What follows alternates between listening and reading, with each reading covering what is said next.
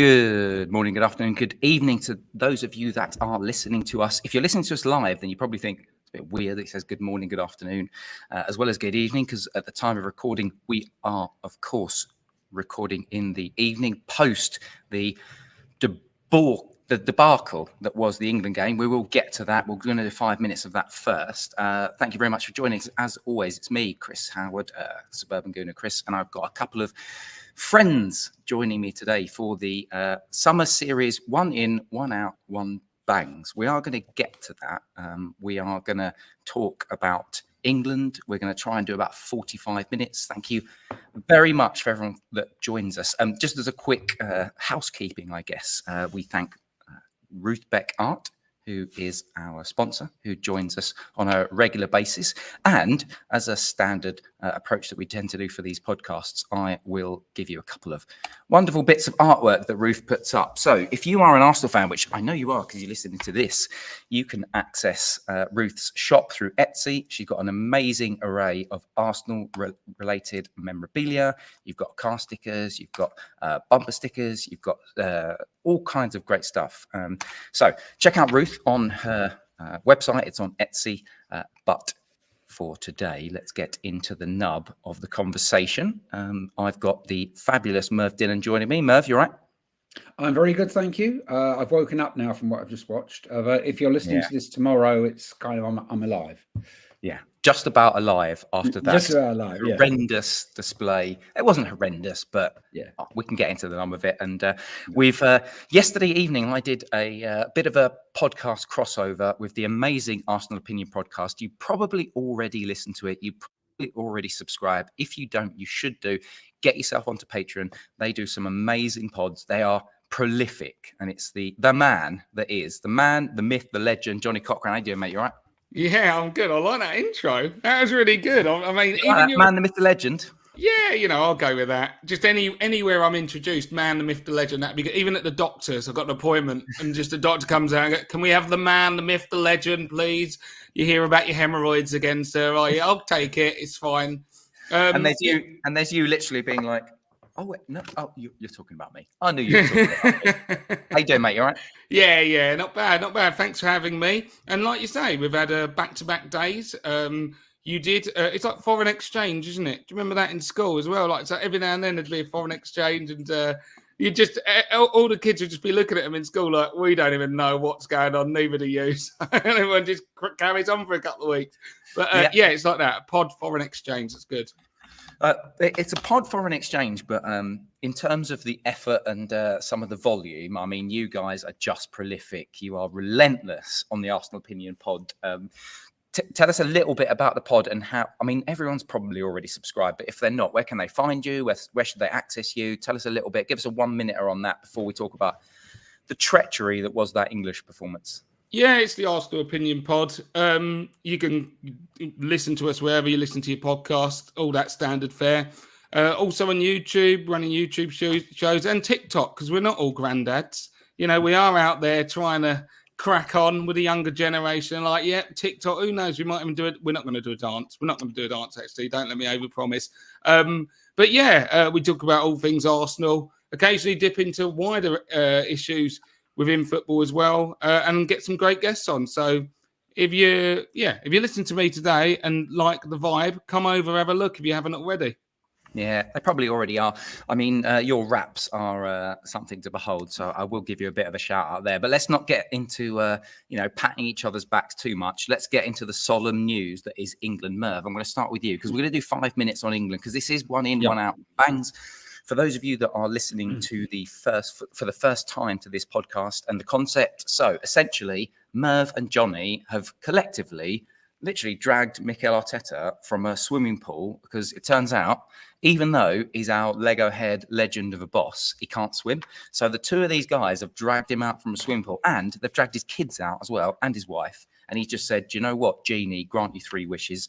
You're going to get one in, you're going to get one out. And the third wish, not really a wish, but it is a tell us who's going to absolutely smash it next season. So they're going to go through that in a minute. But I don't think it would be appropriate given that we are, at the time of recording, about 35, 40 minutes away from watching England drawing to the Netherlands in, frankly, what I found was a classic Gareth Southgate style performance. We're going to dissect that. We'll dissect that for 5-10 minutes. I'm going to give the lads a couple of minutes to go through. Merv, I'll start with you.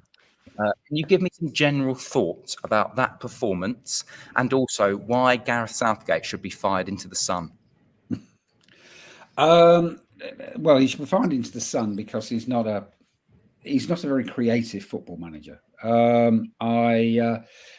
mean, he's like a company man, isn't he? He's an FA man. It's you've got. I mean, it's been that way for a long time. You've got multi-millionaire footballers who, some of whom, the cream of the crop, play with the best players in Europe, the best players in the world, week in, week out. And they've got very, if I can say what we've been discussing off camera, they play for very modern managers who are very structured in the way they approach the game. Everything is set up for them, and it's kind of, it's dissected how they're going to play. You move there, then they move here, and I just don't get the impression that Gareth Southgate does any of that. And I think that so many top players, when they play for England, particularly the Arsenal players, the City players, the ones who are there challenging every year for trophies, they're just not playing their natural game. It's like they're not being themselves. And they're having to stick to a kind of a plan which they probably don't believe in. That's just the impression I get. There's no real conviction about it.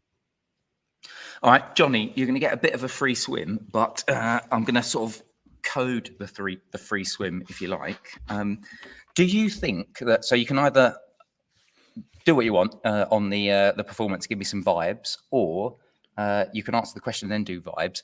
Do you think that as Arsenal fans, we're a little bit spoiled, and it's kind of linked to what Merv said, we're a little bit spoiled because we're used to Arteta ball, which is everyone knows what they're doing, like movement into space, and we're just bloody brilliant. And so therefore we expect that with England, or do you think it's something else when it comes to England? And just, I guess I need a general answer to that question, and then also a vibes on the England performance in general. You can do what you want on this one, mate. Free swim. So yeah, that's kind of where I was going to go with it anyway.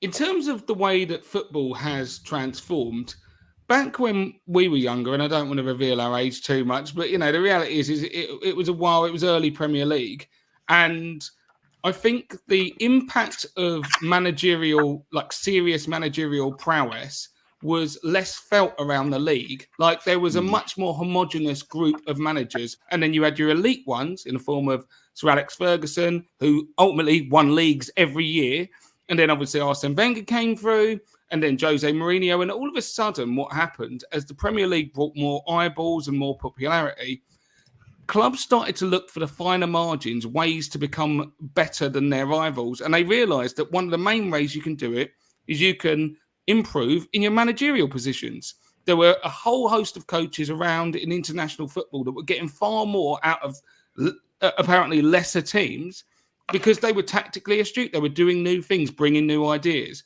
England, in some kind of dogmatic way, were persisting at that point with hiring English coaches. And unfortunately, due to the development of our game, we have actually been one of the most tactically naive, I'd say the most tactically naive of the major countries. We just play one way. We never seem to cater the style of play to the best players. It just seems to be get all your best players on the pitch and hope for the best. Now, there is more than one way to skin a cat. And you can have a manager who is, as we say on our pod, a vibes manager who can be successful, which is not someone who's going to absolutely crush you with, tactics and instruction, but is going to get the best players on, find chemistry, encourage that chemistry, make it flourish. I'll give you Carlo Ancelotti, who has quite I've literally just written it down. Sorry to interrupt. I've literally written down Ancelotti because I was going to ask you, is Ancelotti a vibes manager? He is. Keep riffing, mate. You keep riffing. He's the pinnacle of that. He is the guy who can put players onto the pitch and let them, orchestrate. And you can be successful. That's why I put his name out there. The problem is that it's much harder to be successful in that way. And he is a bit of a unicorn on that front. The majority of the successful managers these days have really clearly defined systems and ways in which the whole team will play, which, can lead to really creative swashbuckling football, but it's actually quite rigid in terms of instruction. When they hired Gareth Southgate and went away from hiring, international coaches like Fabio Capello, Sven-Goran Eriksson, because that kind of felt like an experiment that was done. But you've also got those coaches not at necessarily their peak. It was kind of on their, slightly on their downward trend, I would say, certainly in hindsight.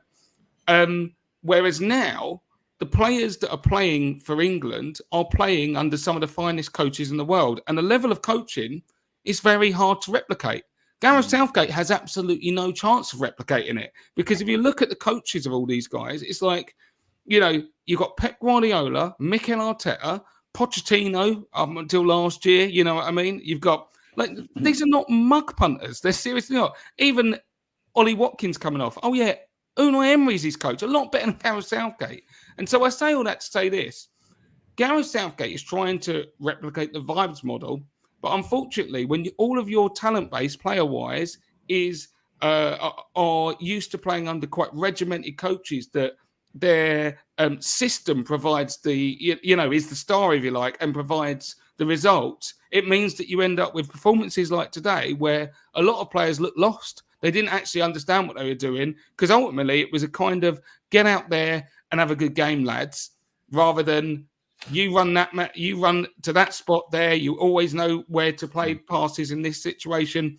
And without a game plan like that, it dissolves away when you're put under pressure. And that's what we saw today. Yeah, I'm just going to say, so John, just stick with you just for like 30 seconds or so. Arsene Wenger, Vibes manager, discuss just for 30 seconds or so. And then I want to get Merv's thoughts, and then we'll move into the one in, one out, one bangs. He is a Vibes manager. He is. He had areas of tactics, but the problem is that what we've seen, even at his best, I would say, he was still a Vibes manager. There was never a time when I thought that Wenger was going to out tactic people. I thought that he would have a setup for the team that could play at such a high level you couldn't live with us. But how many times over the course of his career can we say he changed it by changing formation and did it? It happened on occasion, but he was there a long time. Ultimately, he created really harmonious teams. He put incredibly gifted players on the field with a vision. Unlike Gareth Southgate, he actually had a vision at the start of the game. Just, I think, in-game, his tactical ability to change was limited. And mostly, his changes came about through bringing subs on 70 minutes all the time. And at times, his idea of going more attacking was, let's just get 4 strikers on. So I would say there was always a slight limitation on these kind of tactical prowess. But again, there's plenty of ways to skin a cat. And he managed to be really successful through creating, finely tuned machines, all playing to the same ethos, I guess. Yeah, really, really good point. Merv, I don't want to cut you out of this, but I just want to, No, it's okay. Give me any kind of final thoughts before we get into the one in, one out, one bangs. Kind of any thoughts on, as Johnny said, like the whole Vibes manager, Ancelotti, Arsene Wenger, modern day managers, and in context of Gareth Southgate as well. I think it's hard at international level to be a Vibes manager because in most of the squads, in most of our teams, there are obviously the stars and there are players who aren't at the same level, and they make a team together, if you know what I mean. For every kind of Martin Odegaard, there's a Ray Parlour type thing, whereas at international level, supposedly it's the cream. So it's kind of we really should be able to just let them do their thing rather than have a structure or have maybe a way of playing. And what I don't think England have at the moment is a way of playing other than get it wide, get it in, get Harry Kane on the end of it. We don't see, as you say, Declan Rice doing what he does at Arsenal. You don't see Kyle Walker doing what he does for City. Is that because he's not supposed to? Is that because he's asked to play in a very specific way? Or is it because the whole team actually hasn't gelled? And so they're not there's little point Kyle Walker laying a ball that he would lay for a City attacker because Harry Kane's not going to run there, if you know what I mean. And it's same with Bukayo Saka would probably be a lot better if Ben White came back into the England team at right back, but that's not going to happen. So you don't have the partnerships, and therefore I feel, although they train together and they live together as a squad, I'm not sure that they have that instinct that they would have, that they would at club level, if that makes any sense. I'm not sure. Yeah, no, absolutely.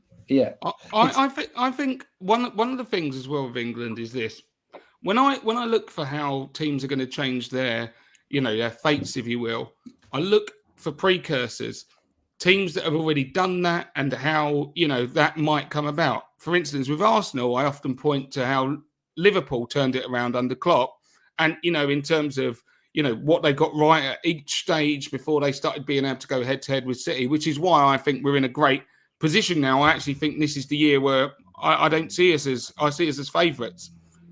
With England, the precursor has to be, look at what happened with Spain. A team for years and years could never, ever get far in competitions.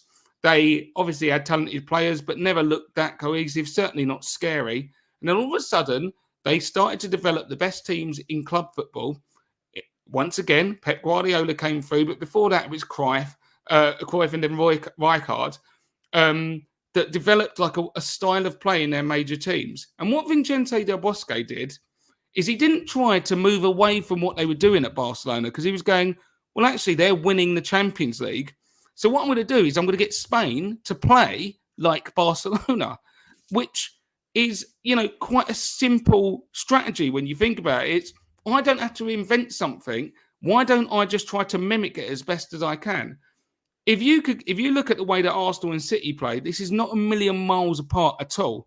Could Foden and Saka be part of a system where they basically go, you have to press a little bit more like Arsenal's, I would dare say. So Foden, you might have to press a bit more, but ultimately, this is how we're playing. It would be more natural to them.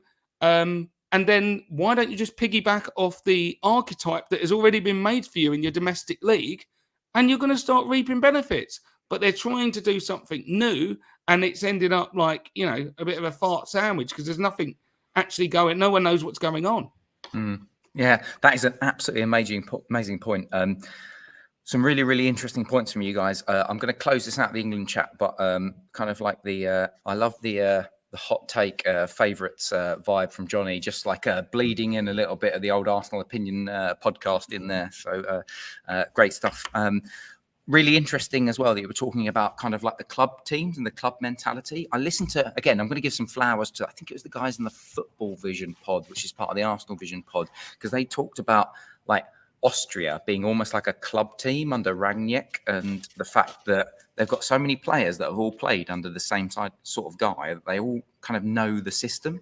And perhaps as Arsenal fans, again, going back to my original point, we're a little bit spoiled because we are growing up with Arteta ball, which is amazing and structured and awesome. And as you've talked about, Johnny, it's Arteta and Pep Guardiola, and then they're all playing in this same sort of system. And Austria is probably the closest thing to it. They've got a few injuries, I think. Don't watch enough of Austria to know. But it's quite fascinating to see this kind of application of kind of club football merging into, or trying to merge club football into it. But we've done far too much. We've done like at least about 20 minutes of England, and I feel like we need to move on. So I'm going to kick you off, Merv. So concept, you've just saved Mikel Arteta's life, mate.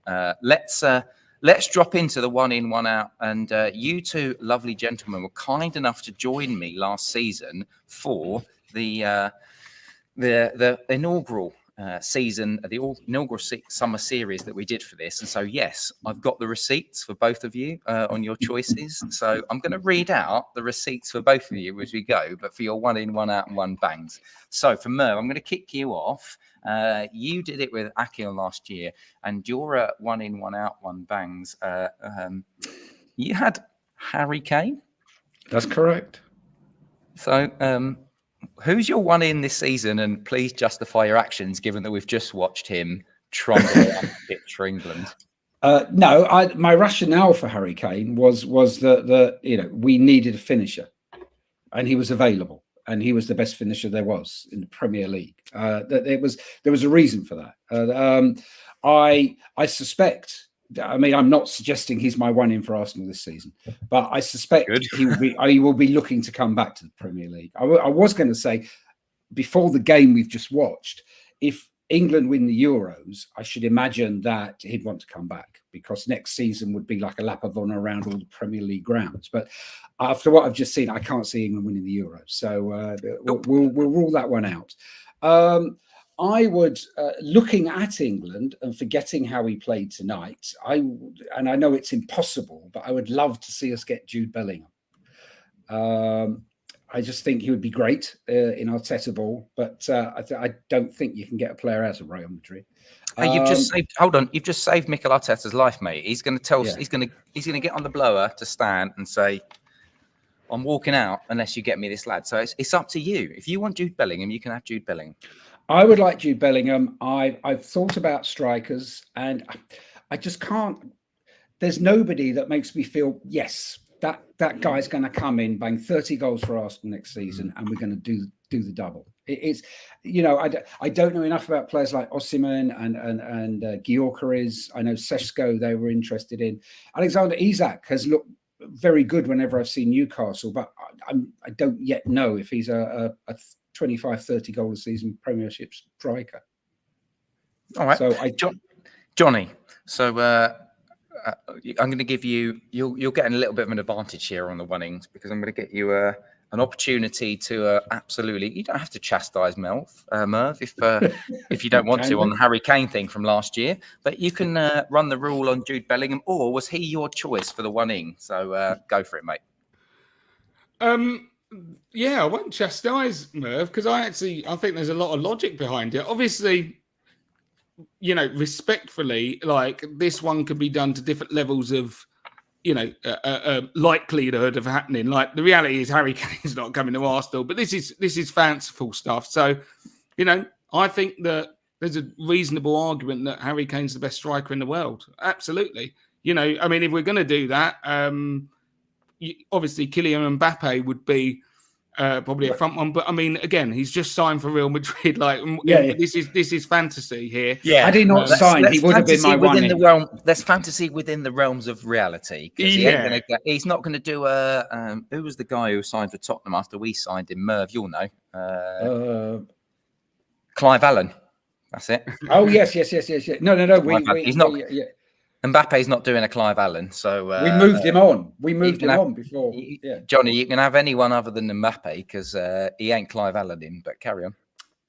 So first of all, no issue with saying Kane. I understand that, and I don't think it's going to happen. But he's, despite being his Tottenham heritage, he's a wicked player, and I don't. As an Arsenal fan, feel obligated to pretend that he's not. He is. He's wicked. Like, so, no issues there. Jude Bellingham would be very, very high up the list for me. I think he's an exceptional player, and I think he'd be an absolute bully for us, a freak. We've already got Rice and Bellingham at club level. I think would just be unreal. So, I could basically mimic that, but. To add some more texture and layers to this podcast, I'll go for someone different rather than just concur with Merv. But you actually mentioned his name. But I'm going to go for one that I think is realistic. I'm not saying it's definitely, possible, but I think it could happen. And that is Alexander Isak. Obviously, Newcastle they don't need the money, but they may end up needing the money due to FFP, or some of these things are going to come out of nowhere. And you just don't know how football goes sometimes. It's funny. I think he is a guy who, the only question mark for me is injuries. I think if he stayed fit, he's a 20-goal a season striker, easy. He showed you it already. When he's been fit, he's been quite scary. He can score against big teams. His pace, he looks like he can link play. I wondered whether his frame was a bit wiry and whether he'd, kind of buckle a bit in the Premier League. And he hasn't. He gets injured, but it's not because, someone shoulder barges him or whatnot. A lot of time it might be a twisted ankle or a muscle injury. But ultimately, it's not like he's missing 9 months of time. He gets injured And you find a lot of these players, the longer they play in the Prem, their body just kind of gets used to it. So I wouldn't necessarily put him out there as being a completely injury-prone player yet. I wouldn't write him off on those terms.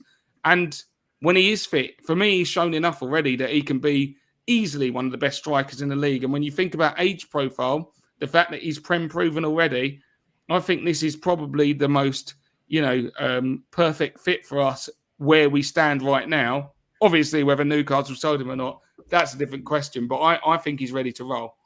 Yeah, it's a good shout. You're not the first person to say this, Johnny. So, and do you know what? I wasn't sure about Isak after the some of the injury problems, but I looked at his goal return from last season. I was like, oh, hold on a second, hold the phone. This guy is not bad. Yeah. He is not that bad at all. Thank you very much to 525 of you, or just over. We're just creeping up over 500 of you that have joined the podcast. If you want to pop any questions, we'll try to get some questions in at the end, but we try to keep this to a tight pod. But if you want to pop any questions, just pop them in the chat. It's great to have you lovely people joining us. I'm not going to let you get away, Johnny, without an opinion, although I feel like you sort of got away with one here, particularly with the Euros going on, because last season you said Vlahovic. So would you trade your Isak choice for a Vlahovic from Johnny Cochrane from 1 year ago? Absolutely not. I mean, one of the things I've seen this year, let me just retweet you there, Chris. I hadn't even done it. How shameful of me. When you see an international tournament like this, there are two things that can happen. You can learn about players in two ways. Some players will surprise you. They look sick, and suddenly you think, wow, I didn't see that person coming. They're good. There are other players that you maybe haven't had as much exposure to that you watch and you go, no, I don't really get it for me. Mm. And I've seen Vlahovic twice now, and I'm completely turned off now. Not interested in this guy. It's not to say I think he's like complete shit, but ultimately I feel like he just looks like a standard striker. I think there's loads of guys who look like him. Mitrovic is playing up front with him, and I can't tell you that Mitrovic doesn't catch the eye more than Vlahovic. That kind of puts it in perspective. So absolutely would I not be interested in switching that. And that's why also the shout of Isak is much more, palatable to me, because I'm always going to prefer Prem-ready players. We don't need to know what Isak will look like in the Prem, like a Vlahovic. Will his game translate? We know it does. He's been bashing up teams that he's going to be playing week in, week out for us. So, I'm always going to err on the side of that. So they've had it. It's a same old Arsenal exclusive. Johnny Cochrane has gone into the DeLorean, gone back in time and slapped past Johnny Cochrane in the face for his choices for Vlahovic. Merv, I'm going to jump to you for the one out. Do you want to know who you went for last year as your one out, or do you just want to? I do. And then see how you go. I'm pretty sure I went for Fabio Vieira because I didn't think he was going to make it as a starter. And I felt that you are spot on. It is Fabio Vieira. So your last season was Fabio Vieira. So who's your one out for this season? And if you want to do a minute or two on Fabio Vieira, hey, I'm an easygoing guy. You go for it. I'm still not convinced.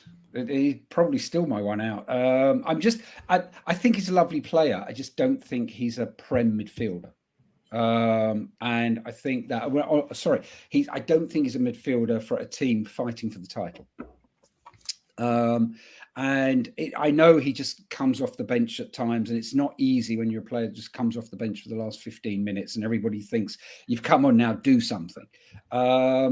But I'm not convinced. Now, I did put this out to the guys I sit with, and I have to say, I have mentioned it when I've been on the pod during the season, that I do sit with somebody who is not a Kai Havertz fan, who, of course, immediately told me Kai Havertz was the one out. I said, I'm not saying Kai Havertz is one out. He's become a legend. You're about to get some absolute pastings in the chat, I bet. And your Twitter was about to explode, mate. There's over 700 of you in the chat. If you want to just absolutely paste Merv. No. Kai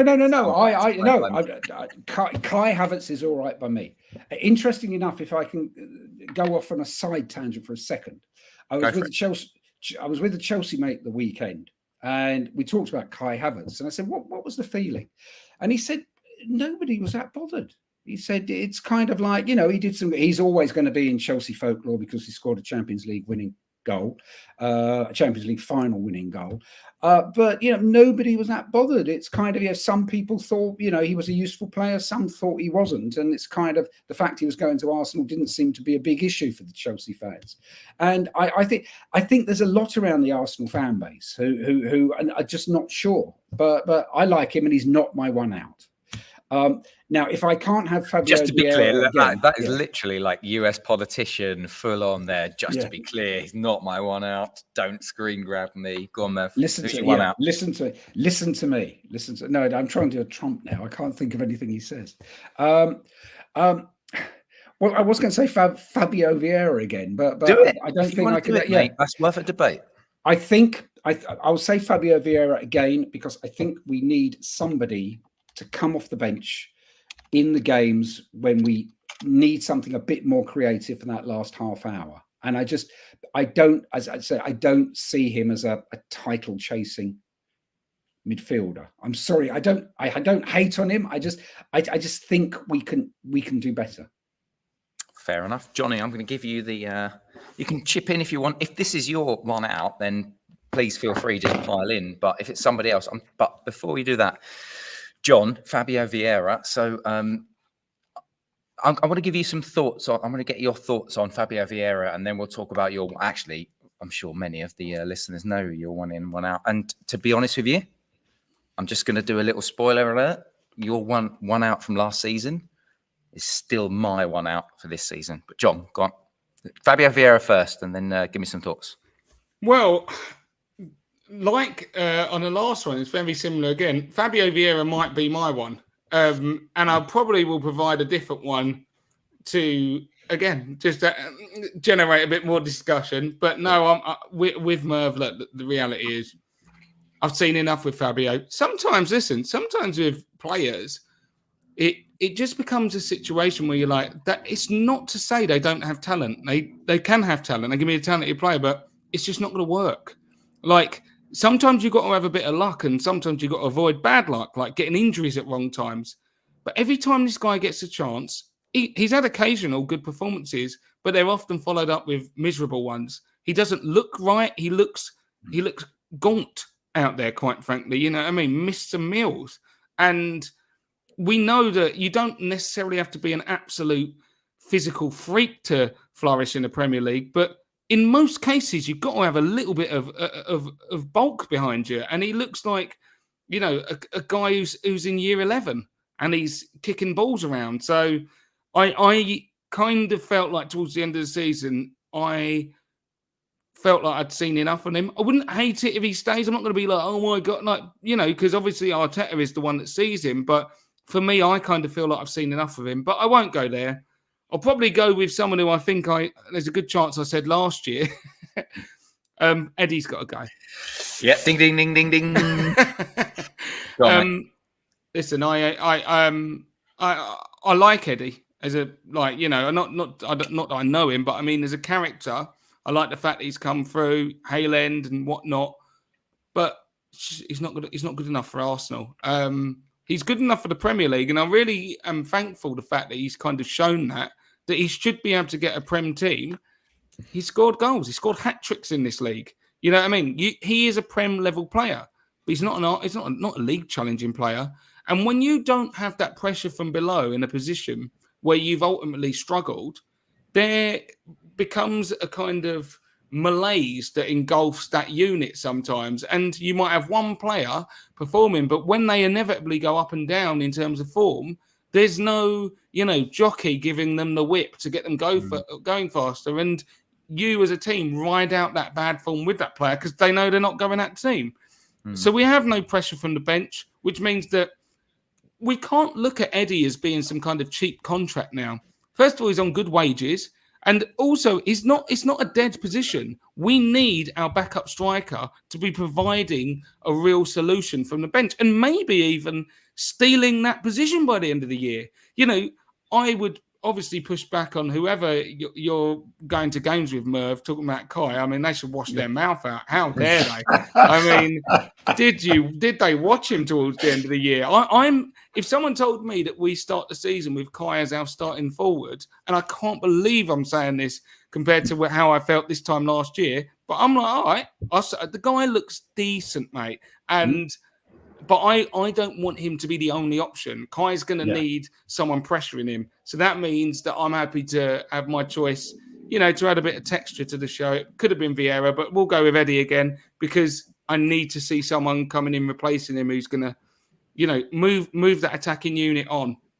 Yep. Merv, I'm going to give you an opportunity for a rebuttal, or not a rebuttal, but just a building on what Johnny said. But a couple of bits from me. Fabio Vieira, you've got a historical legacy name at Arsenal, but we need to see something more. We can't see injuries, and sometimes it's not their fault. I think the three of us would acknowledge this. It's not their fault, but that he's had injuries. But you've got to be ruthless. Arteta's shown that he is ruthless, and so there needs to be something that happens here. And Johnny Cochrane, 2 years running, going for the man in which he's dropped a pretty catchy sort of nickname on the old Arsenal Opinion pod of Freddy Krueger, which I do appreciate, John, that you and I both know our good friend Bonesy, who came up with the original one. But Eddie Krueger, obviously. Freddie, Eddie Krueger, sorry. Yeah. I've had a couple of beers because England are on, and I needed to numb the pain of watching England. But Eddie Krueger, coined on the Arsenal Opinion pod. Again, if you fancy joining them on Patreon, it's a fantastic pod. Do it. Merv, right of rebuttal. Yes. Like I say, not a right of rebuttal as in going against what Johnny was saying, but it's more like the Eddie and Fabio kind of comparisons and comments that Johnny made. No, I would agree with him. I don't know if you want me to disagree, but no, I did not. Had I decided not to do Fabio again, I probably would have done Eddie. And again, nothing wrong. I think Eddie will be a great striker for a Palace or someone like that. And I'm not meaning that any Palace fans happen to have dropped by this. I'm not saying that it's kind of second tier or something. But I think he needs to be with a club where he can feel the main man up front. And I mean, at Arsenal, I don't think he is. I mean, he won't be. There's too many. There's too many others around him. And I mean, we've seen him grow up. We've seen him as a youngster first coming into the team. He's always willing. He's got a lot of energy, and he'll run his heart out. But we need a backup striker that can come off the bench and score goals, and he has done it before. But it's kind of, we would need somebody, I think, a bit more dynamic, shall we say, a bit more of a line leader. All right, I'm going to do a quick one before we go on to the one bangs, which is, let's take our 2 outs that we've got. Fabio Vieira, I'll start with you, John, and then just get Merv's view. Realistically, cash in the bank style, Fabio Vieira, Eddie Nketiah, John, and then Merv, if you can follow on. How much do you think we'd realistically get for both of those players? You can split that out. You can do it as a combination. I'll let you choose. I think realistically we could get 50 million for both of them.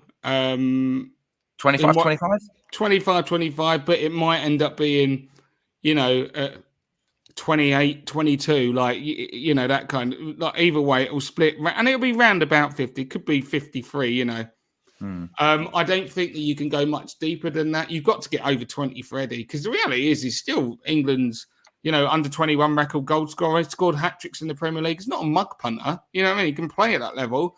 How much do strikers cost? You know what I mean? Like, we always arc back to the Ryan Brewster sale. Liverpool getting 20 plus million for the guy. I mean, what's he doing now? Working in Pizza Hut? Like, no one's seen him. So I expect 20 plus. It's just that simple. And, for Fabio, I can't even remember the exact transfer fee that we got him for, but it was between 25 and 35, obviously. And I think that we might have a chance of getting that back, but probably we might take a small hit on it. And you'd think there are teams back in Portugal that, have longer memories of him doing well and the promise, and obviously he might be able to get to go home, and or a Spanish team. one that's maybe halfway up the league table. You could imagine someone taking a punt on him because he is a good technician, and maybe in a less physically demanding league he might flourish a bit more. But I'd say around the 50 mark, and if we could get that, I'd pull the trigger on them. Yeah, absolutely. And mate, Rhian Brewster, I mean, dude is literally like the bouncer on the salad cart right now in Pizza Hut, isn't he? I mean, he's keeping people away from the croutons, those very nice croutons. It's ridiculous. Merv, what do you think on the old fee then that we'd get before we go into the one bangs? I would think on Fabio, we signed him for 35. I recall. I doubt we'd get that back. Probably 25, 28, something like that. I would have thought. Eddie, I feel, with the English premium, with the kind of clubs that are going to be interested. I'm sorry if any Palace fans have strayed here. I'm not making out a second tier. It's Don't worry. But clubs like that, I see no reason why we couldn't get 40 for it. Wow, blimey. 35, 40. Merv's dropping Edu dossier vibes on us tonight on the Same Old Arsenal podcast. He is going full salesperson. Right, let's move on to the one bangs. Johnny, I'm going to kick off with you. Who's going to be the guy? Who's going to be, as my nephew has started, my 8-year-old nephew has started saying, my guy. Who's going to be my guy? There's a lot of ways I could take this. I think we're going to have a lot of players who are going to have big seasons. We had a discussion the other day on the Arsenal Opinion about the fact that, you put it in a very good way, Chris, which I fully concur with. I think this might be the year where Saka overtakes Salah's goal contributions and he starts stepping into that real reliable. I mean, he's already reliable, but, when you start going into the rarefied air, top 3 player in the league kind of thing, he's close, but you still back Salah to outscore him up until this point, as has been the case. Haaland still. So I think that this might be the year that he moves on to the next level. Saliba and Declan Rice, I don't think they're one-season wonders. I think they're going to have better years next year, or certainly comparable. Saliba will get better. It's astonishing, but he will.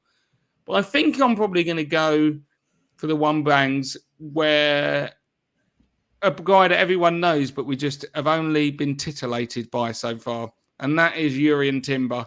I think he's going to have a very spicy season next year, and I think he's going to have the kind of season where we, as Arsenal fans, collectively kind of look back and go, I don't know what we did before this guy was here. I think it's going to be, sometimes you get players who evolve the way that you play just by the utility that they offer the team. Sometimes you sign a really fast player and you're like, oh, suddenly, we can just destroy teams on the break, which we didn't have before. Or you sign a guy who's really good in the air and you go, if things get difficult, just knock a couple of balls into the box because we're suddenly scoring goals.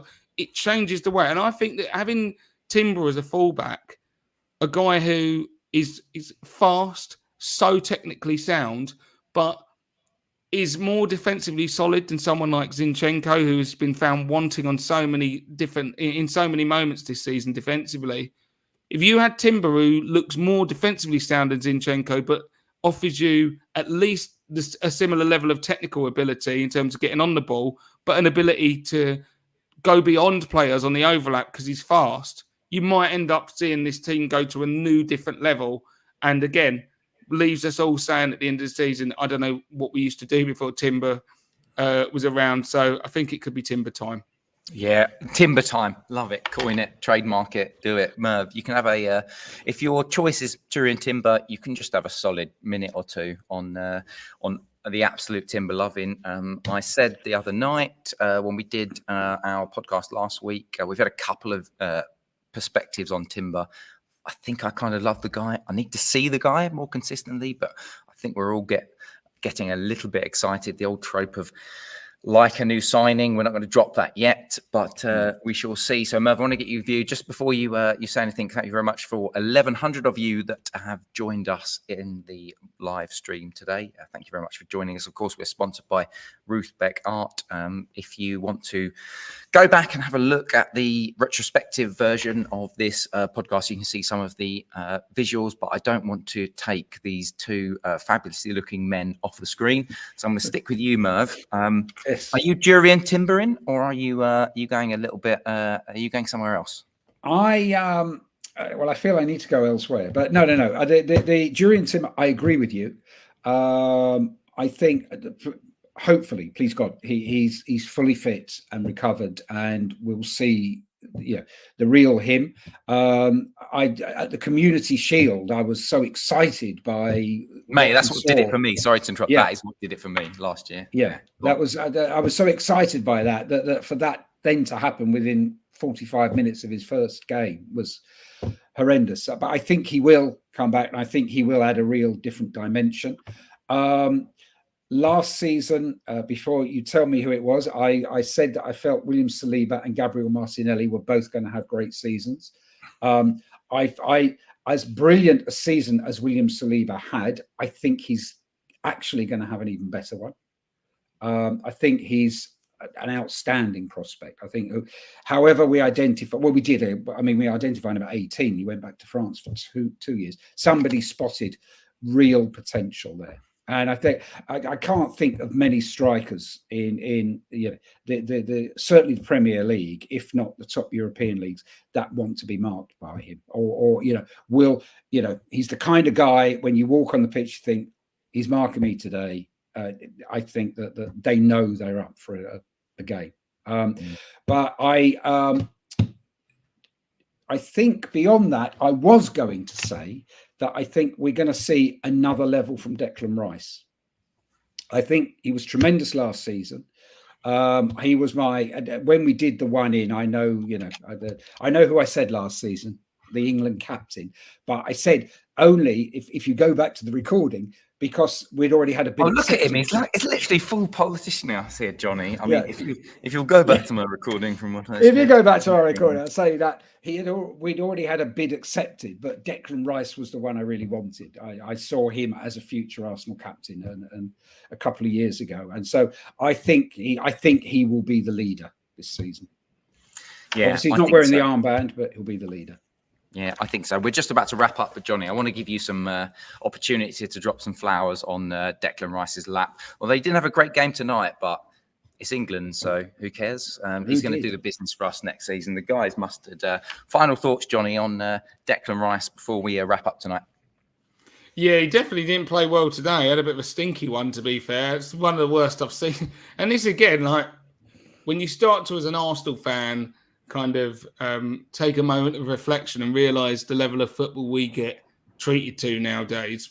And like I've probably not seen Declan play that bad for us. That was worse than what we've ever seen him serve up, which is fine. Do it for England. Don't really care, to be honest, whatever. But the standards of him this season, absolutely sensational. I didn't expect a guy to come in. I thought he'd be good for us, no question about it, but I think he's our best player. At the moment, he's our best player. I thought he was the best player last season. For someone to come through the door and immediately be your engine, your heart, your spirit, not solely. We know there are other leaders in the team, but he certainly embodies all of those characteristics. But it's the technical prowess that has probably surprised not only me. Some of it is full-blown piss-taking. The goal against West Ham, outrageous. Bosh. Just showing you, this isn't a destroyer, a spoiler. This is absolute Beckham whips. Delivery is obscene as well. He's now on corners and set pieces, and you're going, this is not, just some guy putting out fires. So I think I agree with Merv. I think he can go up to another level. I already think he's in rarefied air. We're talking about top two in his position in the world. I put only him and Rodri. You can pick which one of them. I don't say there's a wrong answer out of those, but they're the two. They're the two standouts for me nowadays. But obviously, I think it kind of returns back to put it in a bit of a loop narrative-wise with what we were talking about at the start of the season. Because when you watch Declan Rice playing for England, you realise how Mikel Arteta has harnessed everything he does well and gets the best out of him. And he made a jump from West Ham because he was already good at West Ham, but he's not like this. This is something completely different. He's now one of the best players in the league. He's certainly, top 5 at the moment. He's our best player, in my opinion. So that really comes down to the fact that you've got a manager that sees what you do well and will set up a system that will get the best out of you. When you play for England, a player who has been that good in the Premier League can suddenly look lost and look like a water carrier, making mistakes all over the field. I know the pitch was shit, but still, we're just not used to that with Declan Rice because he plays at such a high level, 7 and 8s, week in, week out. You know what I mean? And then he'll sprinkle some 9s and 10s in there. So a sensational debut season. If he can go any better, I mean, he's got to be getting PFA Player of the Year next year because I'd imagine it's going hand in hand with a league title win. But yeah, I mean, I couldn't give the guy enough flowers for him to come in his debut season and perform at that level. It's culture defining. It really is. He's been truly special. He has been absolutely special. He's been a fantastic player for us, and he will bang next season. Whether or not it was Johnny's choice, whether or not it was Merv's choice, whether or not it's your choice, listening out. Thank you to just under 1,300 of you that have joined us today. Really, really good podcast. We are just at the end. I need to give a final shout out to my wonderful couple of guests today. Merv, thank you very much for joining me. It's been a pleasure. Thank you for having me, Chris. Where can people find you, just for those Gooners that are tuning in? At Merv in Dinnen on X, although I'm not on there that Just say Twitter, mate. Let's not. Twitter. And I mean, if anybody's interested professionally, then they can find me on LinkedIn. But.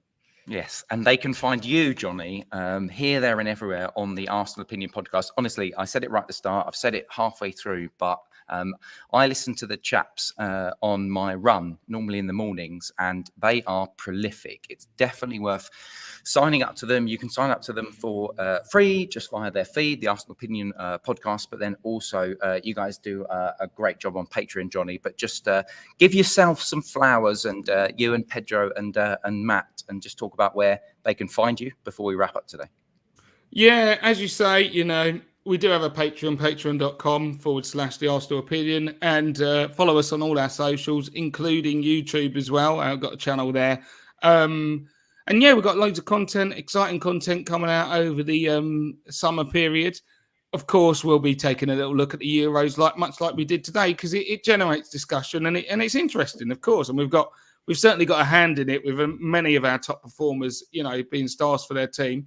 So there'll be lots of content coming out. We've got some ex-players coming on, some comedians coming on. So, it's some exciting content to be had. And obviously, get yourself locked and loaded ahead of the new season next year as well, because we will be up and running like a finely tuned machine at that point.